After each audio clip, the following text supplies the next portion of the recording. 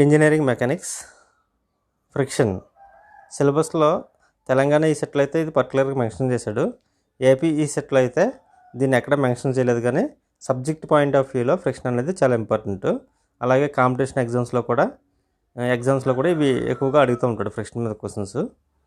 దీని డెఫినేషన్ చూసుకున్నట్టయితే the opposing force which acts in the opposite direction of the movement of the upper body.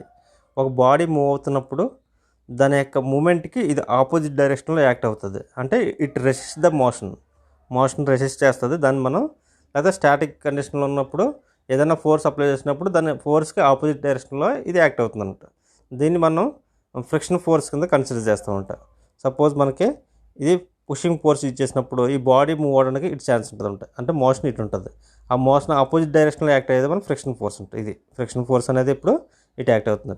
Moment of బాడీకి opposite డైరెక్షన్లో ఎప్పుడు friction force అనేది act అవుతుంది.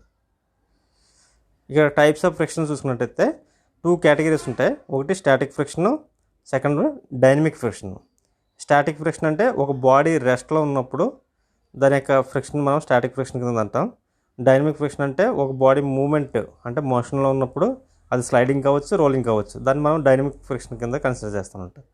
Static ఫ్రిక్షన్లో చూసుకున్నట్టయితే దాని definition when the body is in rest condition then the friction force exerted by the body is called static friction.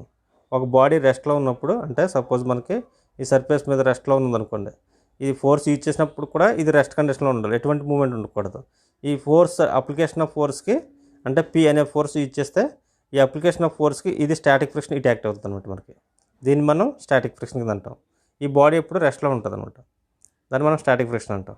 Dynamic friction వచ్చేసరికి when the body is moving condition, ఇందులో moving కండిషన్లో ఉంటుంది body అనేది, motion ఉంటుంది అనమాట. Then the friction force exerted by the body is called dynamic friction. ఈ dynamic ఫ్రిక్షన్లో మనకి 3 కేటగిరీస్ ఉంటాయి. ఒకటి sliding, rolling and pivot friction. జనరల్గా టెక్స్ట్ బుక్స్లో ఎక్కువగా స్లైడింగ్ అండ్ రోలింగ్ వేస్తూ ఉంటాడు. 2 కేటగిరీస్. ఇక్కడ స్లైడింగ్ చూసుకున్నట్టయితే when a body slide over another body then the friction force exerted by the body is called sliding friction. దీన్ని మనం ఏంటంటే స్లైడింగ్ ఫ్రిక్షన్ అంటాం. అంటే ఒక బాడీలో చూసినప్పుడు మనం ఇది ఫోర్స్ యూజ్ చేస్తున్నప్పుడు ఇది మూవ్ అవుతుంది అనమాట, మోషన్లో ఉంటుంది. దానికి ఏంటంటే పి అనే ఫోర్స్ యూజ్ చేస్తున్నప్పుడు ఈ బాడీ మూవ్ అవుతున్నప్పుడు దీని ఫ్రిక్షన్ ఆఫ్ ఫోర్స్ ఎప్పుడు ఇటు యాక్ట్ అవుతుంటాయి. ఆపోజిట్ డైరెక్షన్లో డైరెక్షన్ ఆఫ్ మూమెంట్కి ఎప్పుడు ఆపోజింగ్ ఫోర్స్లో యాక్ట్ అవుతుంది. దీన్ని స్లైడింగ్ ఫ్రిక్షన్ అంటాం అనమాట. దీన్ని ఒక body with respect to surface మీద స్లైడ్ అవుతుంది. అలాగే రోలింగ్ ఫ్రిక్షన్ చూసుకున్నట్టయితే a body which has balls or rollers rolls on the surface of another's body then the friction force exerted by the second body on the first body is called rolling friction అంటాం. Suppose మనకి ఒక surface మీద తీసుకున్నట్టయితే ఇది role అవుతుంది అనుకోండి. Suppose ఇది role అవుతున్నప్పుడు ఇది రోల్ అవుతూ ఇటు ముందుకు వెళ్తుంది కాబట్టి ఫ్రిక్షన్ ఫోర్స్ అనేది ఇటు యాక్ట్ అవుతుంది అనమాట. ఫ్రిక్షన్ ఫోర్స్ అనేది ఇటు యాక్ట్ అవుతుంది. సమ్ మూమెంట్ ఆఫ్ మోషన్ అంటే ఎఫ్ ఈజ్ ఈక్వల్ టు ఈ డైరెక్షన్లో యాక్ట్ అవుతున్నప్పుడు ఎఫర్ట్ మనం ఇటు అప్లై చేస్తున్నప్పుడు ఇటు మూవ్ అవుతున్నప్పుడు ఇది రోల్ అవుతున్నప్పుడు ఈ సర్ఫేస్కి రోలింగ్ సెక్షన్కి మధ్యలో ఉన్నదాన్ని మనం ఆపోజిట్ డైరెక్షన్లో యాక్ట్ అవుతుంది. దాన్ని మనం రోలింగ్ ఫ్రిక్షన్ కింద అనుకుంటాం అనమాట. Next pivot friction. The friction force experienced by a body due to motion of rotation as in case of foot step bearing. మన ఫుట్ స్టెప్ బేరింగ్ లాట్లో ఉంటుంది పివోట్ ఫ్రిక్షన్ అనమాట. Some other types of friction చూసుకున్నట్టయితే వేరే categories మనకి ఇందులో మళ్ళీ other categories వచ్చేసరికి డ్రై ఫ్రిక్షన్ కానీ లూబ్రికెంట్ ఫ్రిక్షన్ కానీ అంటాం. అసలు డ్రై ఫ్రిక్షన్ అంటే ఏంటంటే a friction between 2 unlubricated or dry surface. ఎటువంటి లూబ్రికేషన్ యూజ్ చేయకుండా, అంటే ఆయిల్స్ కానీ గ్రీజ్ కానీ ఎటువంటి యూజ్ చేయకుండా డ్రై కాంపోనెంట్స్ దగ్గర, అంటే అవి రొటేషన్ కానీ లేకపోతే స్లైడింగ్ కానీ అవుతున్నప్పుడు ఆ మధ్యన ఉన్నటువంటి ఫ్రిక్షన్ మనం డ్రై ఫ్రిక్షన్ కింద కన్సిడర్ చేస్తాం. అలాగే లూబ్రికేటెడ్ ఫ్రిక్షన్ అంటే ఇవి మూవింగ్ పార్ట్స్ దగ్గర మనకి కొన్ని లూబ్రికెంట్స్ యూజ్ చేస్తాం, గ్రీజ్ కానీ లేకపోతే ఆయిల్స్ కానీ అవి కానీ యూజ్ చేస్తాం. ఇలాంటి వీటిని మనం లూబ్రికేటెడ్ ఫ్రిక్షన్ కింద అంటాం. ఫ్రిక్షన్ బిట్వీన్ 2 లూబ్రికేటెడ్ సర్ఫేసెస్, దీన్ని మనం లూబ్రికేటెడ్ ఫ్రిక్షన్ అంటాం. Lubricated friction can also be classified into 2 categories. ఈ లూబ్రికేటెడ్ ఫ్రిక్షన్ అనేది మళ్ళీ 2 సబ్ కేటగిరీస్ కింద ఉంటాయి. అవి ఏంటంటే ఇవి లూబ్రికేటెడ్ అంటే వెట్ కండిషన్లో ఉంటాయి అనమాట. అంటే greasy friction or fluid friction. Greasy అంటే ఇక్కడ సాలిడ్ టైప్ లూబ్రికెంట్స్ వాడతారు అనమాట. అంటే when there is a very thin layer of lubricant between the surfaces. ఇక్కడ థిన్ లేయర్ ఆఫ్ లూబ్రికెంట్స్ని అంటే గ్రీజ్ అవి ఉంటాయి కదా మనం అప్లై చేస్తాం.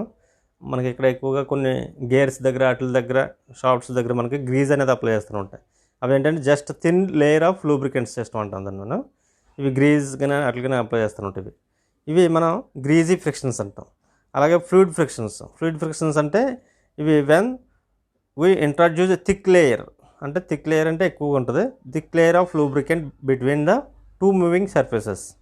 ఇక్కడ మెషిన్ పార్ట్స్ కానీ అవి కానీ మూవింగ్ పార్ట్స్ ఉన్నప్పుడు ఎక్కువగా ఫ్రిక్షన్ రెడ్యూస్ చేయడానికి గ్రీజ్ బదులు మనకి ఫ్లూయిడ్స్ అంటే ఆయిల్స్ వాడతారు, ఇంజిన్ ఆయిల్స్ కానీ అవి కానీ. దాన్ని మనం ఫ్లూయిడ్ ఫ్రిక్షన్ కింద కన్సిడర్ చేస్తాం.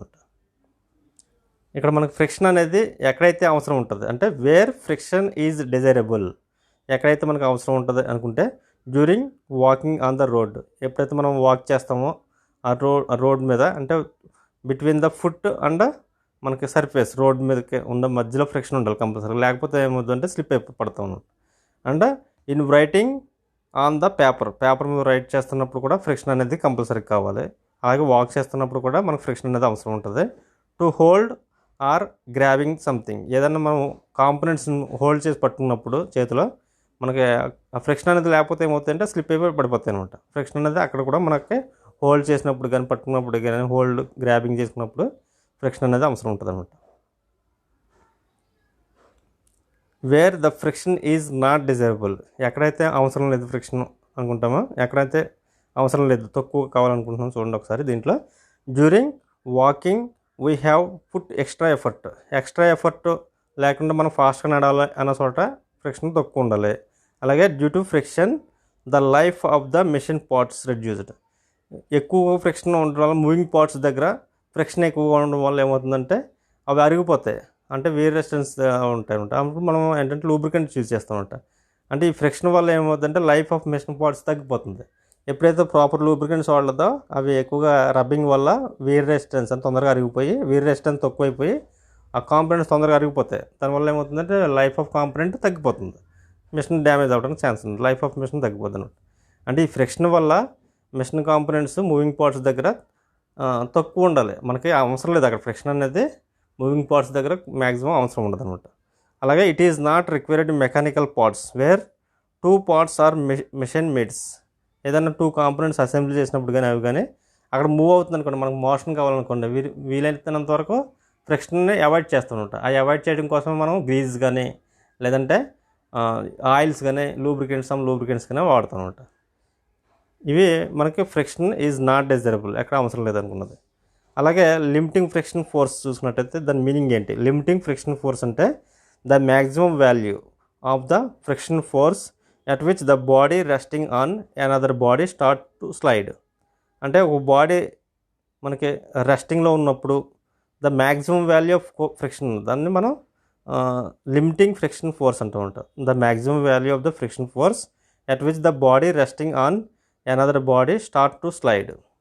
అంటే మనకి ఏదన్నా ఒక కాంపోనెంట్ రెస్ట్లో ఉన్నప్పుడు అంటే ఫోర్స్ యూజ్ చేస్తున్నప్పుడు ఎంత ఫోర్స్ అంటే ఇక్కడ పి అనే ఫోర్స్ యూజ్ చేస్తుంది అనుకోండి, ఫ్రిక్షనల్ ఫోర్స్ ఇటు యాక్ట్ అవుతుంది. ఇది ఎంత మ్యాక్సిమం వరకు జస్ట్ మూవ్ అవ్వడానికి ఫోర్స్ కావాలో ఈ ఫ్రిక్షన్ ఫోర్స్ అనేది అంత యాక్ట్ అవుతుంది. సపోజ్ ఇది ఒక 10 న్యూటన్స్ దగ్గర మనకి 10 కిలో న్యూటన్స్ దగ్గర అంటే 10 కిలో న్యూటన్స్ దగ్గర ఇది మూవ్ అవుతుంది అనుకోండి, అప్ టు 10 కిలో న్యూటన్స్ వరకు ఇది ఫ్రిక్షన్ ఫోర్స్ ఉన్నట్టు అనమాట. అది మ్యాక్సిమం ఫోర్స్ అనమాట. అక్కడ వరకు ఇది రెసిస్ట్ చేయగలుగుతుంది రెస్ట్ కండిషన్లోనే. జస్ట్ 10 కిలో న్యూటన్స్ ఎప్పుడైతే క్రాస్ అయిందో అప్పుడు ఈ బాడీ మూవ్ అవుతుంది. అంటే మ్యాక్సిమం రెస్టింగ్ ఫోర్స్ అనమాట, అది మ్యాక్సిమం ఫ్రిక్షన్ ఫోర్స్ అంటాం. దాన్ని మనం అప్పటి వరకు రెస్ట్ కండిషన్లో ఉంటుంది బాడీ.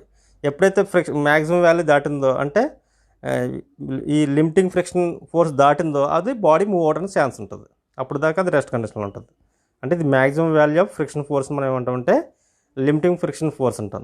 అప్పటి వరకు ఆ బాడీ అనేది రెస్ట్ కండిషన్లో ఉంటుంది. Next, if limiting friction force F is applied force P.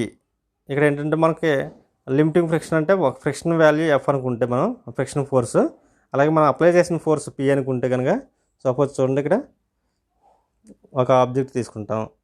ఈ ఆబ్జెక్ట్లో మనకి పి అనే ఫోర్స్ ఇచ్చేస్తున్నాం, ఇక్కడ పి అనే ఫోర్స్ని ఇచ్చేస్తున్నాం. ఇక్కడ మనకి ఫ్రిక్షన్ ఫోర్స్ ఇటు యాక్ట్ అవుతుంది అనమాట. ఎప్పుడైతే ఈ ఫ్రిక్షన్ ఫోర్స్ కన్నా పి అనేది ఎక్కువ ఉందనుకోండి, ఏమవుతుంది, పి అనే ఫోర్స్ డామినేషన్ ఎక్కువగా ఉంటుంది కాబట్టి ఫ్రిక్షన్ ఫోర్స్ కన్నా ఆటోమేటిక్గా బాడీ మూవ్ అవుతుంది.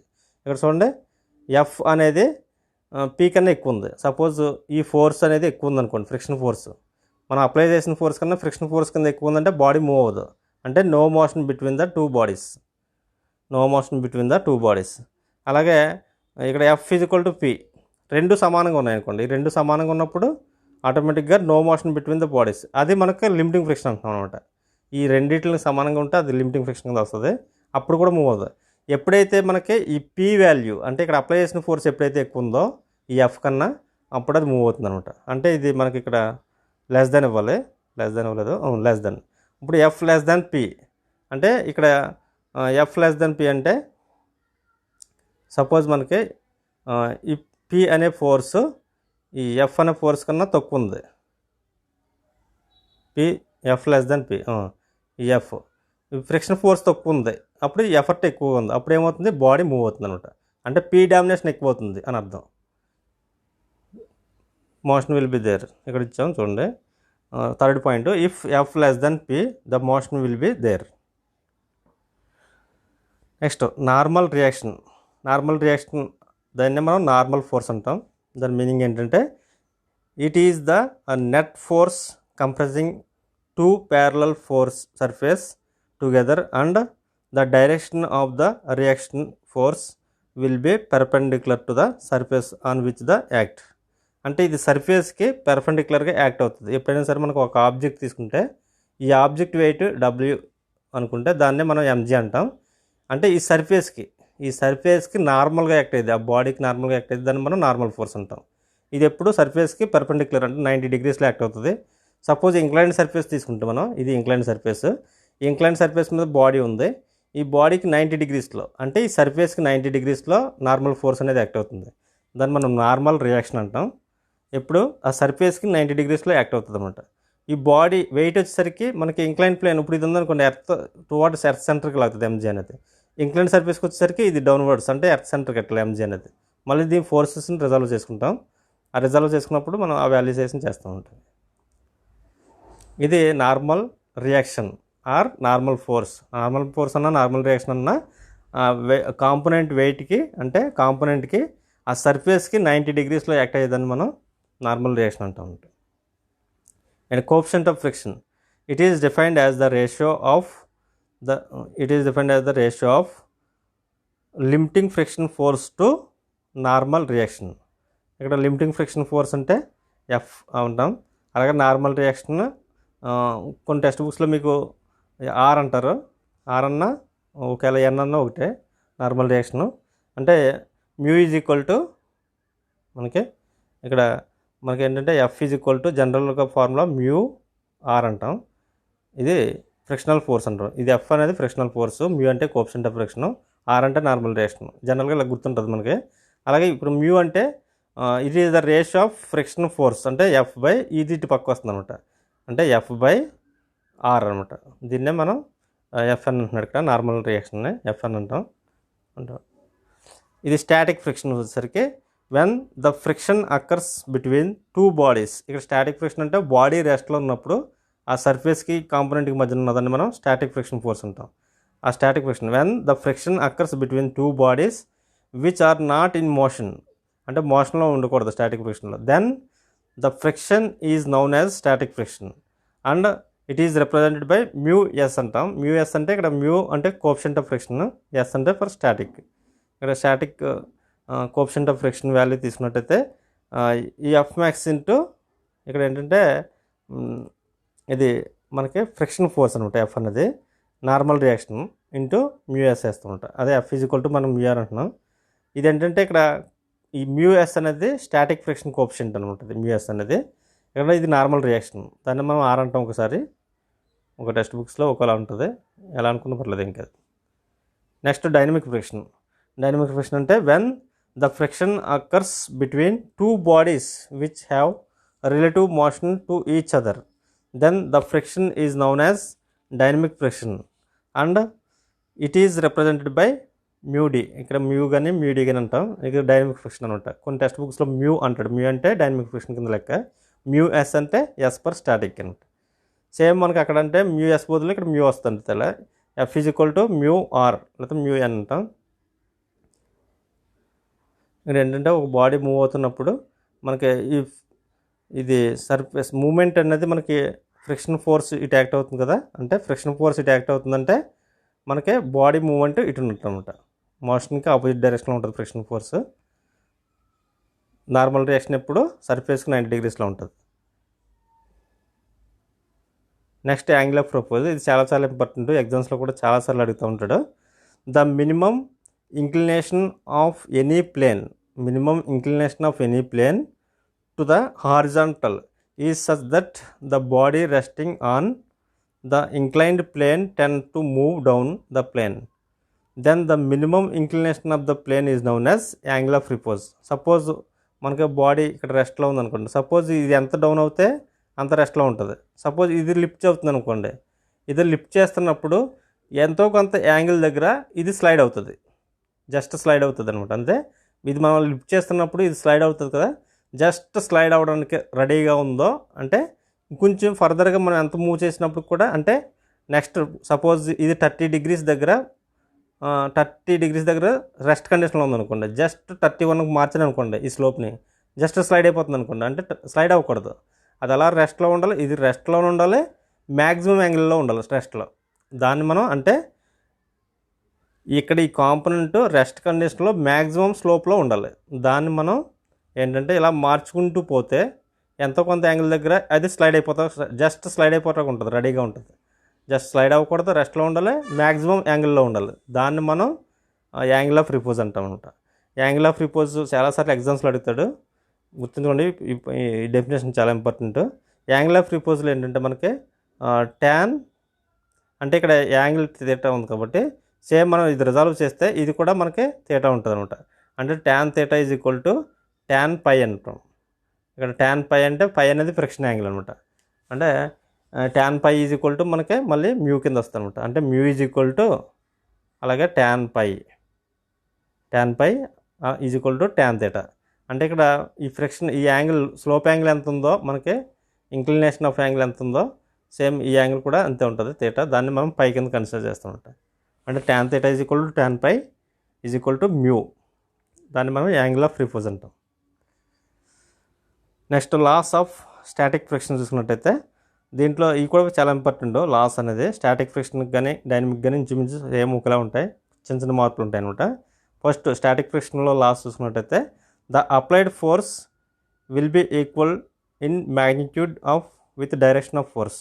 అప్లైడ్ ఫోర్స్ పి అనేది equal magnitude of friction force అంటున్నాం అనమాట. అంటే ఒక బాడీ రెస్ట్లో ఉన్నప్పుడు మనం ఏదైతే ఫోర్స్ పి అప్లై చేసామో సేమ్ మనకి ఇక్కడ ఎఫ్ అనేది యాప్ట్ అవుతుంది.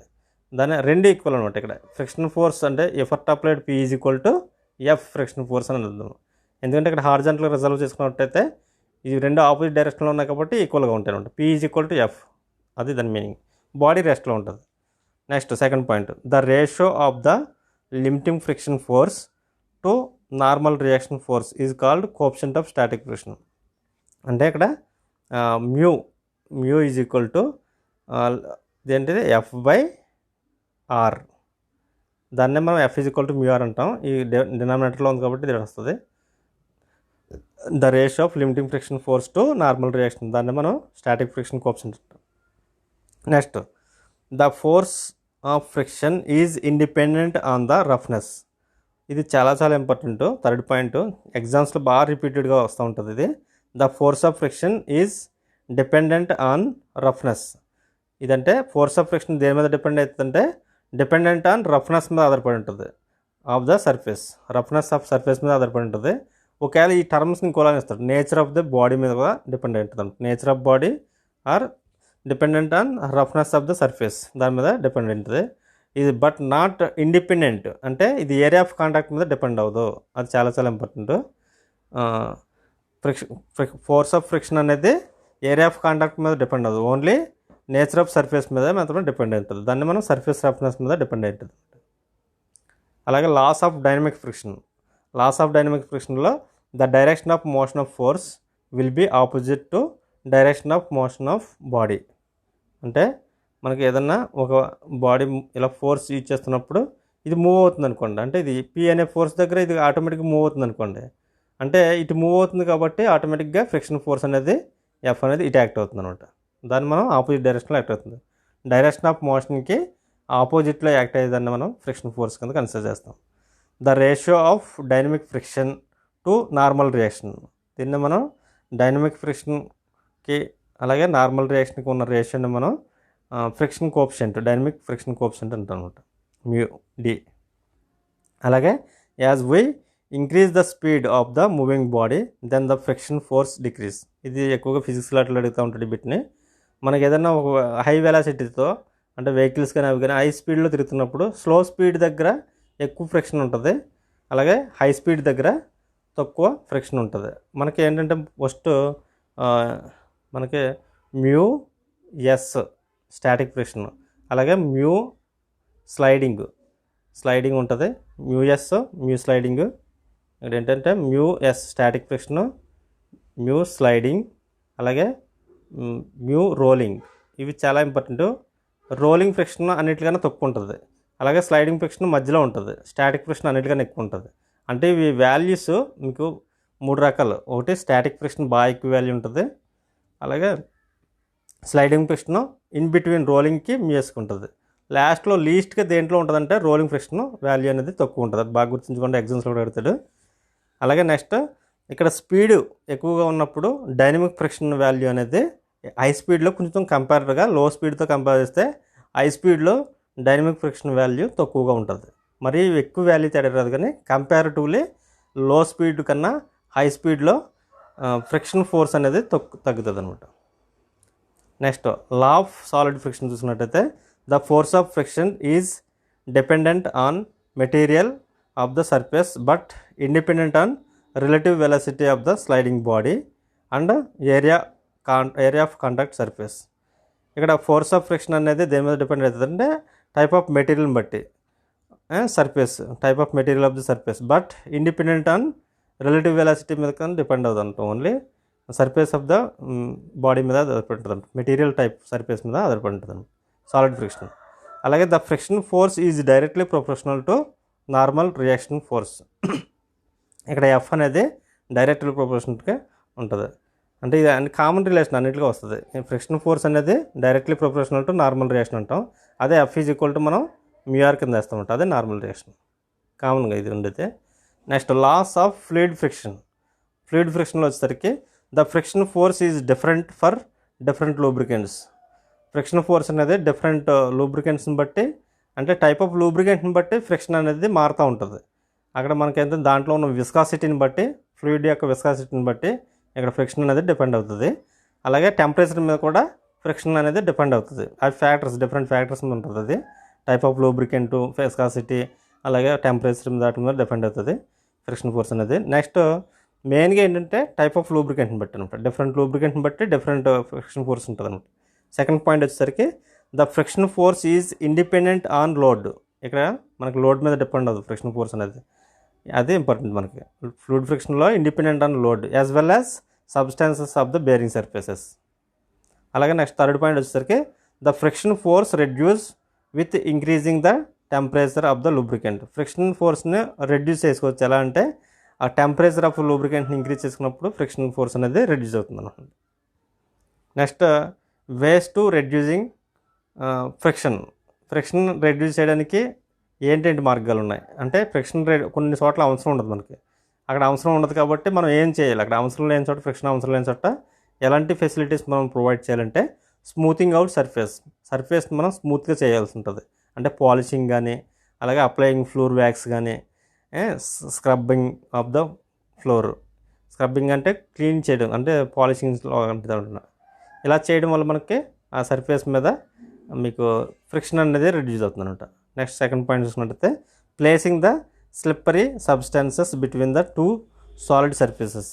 స్లిప్పరీ సబ్స్టాన్సెస్ అంటే జార్ టైప్ అనమాట, అంటే గ్రీజ్ కానీ ఆయిల్ కానీ ఇవి సర్ఫేసెస్ మీద వాటి మీద మనం అప్లై చేస్తుంటుంది అనమాట. అంటే మిషన్ పార్ట్స్ కానీ వాటికి కానీ మనకు చాపర్ ఉందనుకోండి, ప్లానర్ ఉందనుకోండి, చాలా మూవింగ్ పార్ట్స్ ఉంటాయి.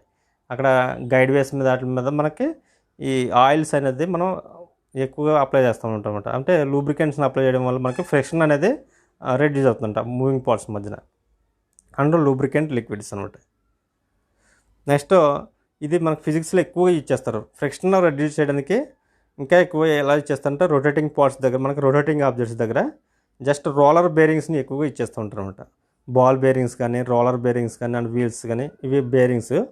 ఇది ఫిజిక్స్లో చాలాసార్లు మనకి ఈ సెట్లో కానీ అట్లా కాంపిటీషన్ ఎగ్జామ్స్లో జనరల్ నాలెడ్జ్ కూడా ఎక్కువ వస్తుంటుంది. ఇవి బేరింగ్స్ అనేది రోలర్ బేరింగ్స్ని, బాల్ బేరింగ్స్ని ఎక్కువగా ఇచ్చేస్తూ ఉంటాడు అనమాట ఫ్రిక్షన్ రెడ్యూస్ చేయడానికి. అలాగే next stream lining vehicles to reduce the friction caused by air. Stream lining అంటే ఏరోడైనమిక్ షేప్. మనకి ఏంటంటే ఈ ఫ్లాట్ షేప్ కాకుండా మనకి ఈ షేప్లో చేస్తారనమాట. ఈ షేప్లో చేయడం వల్ల మనకి ఏంటంటే ఎయిర్ అనేది ఈజీగా ఫ్లో మీకు డిస్పర్స్ అవుతుంది, ఫ్రిక్షన్ అనేది రెడ్యూస్ అవుతుంది అనమాట. Streamlined front of the planes, ఆ స్ట్రీమ్ లైనింగ్ చేస్తారనమాట. ఇలా చేయడం వల్ల ఏమవుతుందంటే ఎయిర్ ఫ్రిక్షన్ అనేది రెడ్యూస్ అవుతుంది అనమాట. ఇవి అంటే మనకి ఇప్పుడు ఎగ్జామ్స్లో ఎక్కువగా రిపీట్ అయ్యే బిట్స్ ఏంటంటే మనకి ఫ్రిక్షన్ లాస్ ఆఫ్ ఫ్రిక్షన్ మీద ఎక్కువ అడుగుతున్నాడు. అలాగే మనకి వాల్యూస్ ఉంటాయి. స్టాటిక్ ఫ్రిక్షన్కి ఓ టైప్ ఆఫ్ వాల్యూస్ ఉంటాయి, డైనమిక్ ఫ్రిక్షన్కి కానీ. డైనమిక్లో మళ్ళీ స్లైడింగ్, రోలింగ్ వస్తుంది అనమాట. వీటిలో వాల్యూస్ మనకి ఎలా ఉంటాయి, ఎక్కువ వాల్యూస్ ఏదో ఉంటాయంటే మనకి స్టాటిక్ ఫ్రిక్షన్ ఎక్కువ వాల్యూ ఉంటుంది అన్ని ఫ్రిక్షన్స్ కన్నా. స్టాటిక్ ఫ్రిక్షన్ మనం దాన్ని లిమిటింగ్ ఫ్రిక్షన్ కూడా అంటాం, దాంట్లోనే వస్తుంది. స్టాటిక్ ఫ్రిక్షన్ తర్వాత స్లైడింగ్ ఫ్రిక్షన్ వాల్యూ లీస్ట్ తక్కువ వాల్యూ ఉండేది మనకి రోలింగ్ ఫ్రిక్షన్ అనమాట. రోలింగ్ ఫ్రిక్షన్ అందుకే మనకి ఏదైనా ఒక ఆబ్జెక్ట్ని స్లైడ్ చేయడం కన్నా రోలింగ్ చేయడం చాలా ఈజీ అంటాం దానికన్నా. మీకు ఫిజిక్స్లో అట్లా వస్తూ ఉంటుంది అనమాట. ఇది physics bits. Okay, thank you.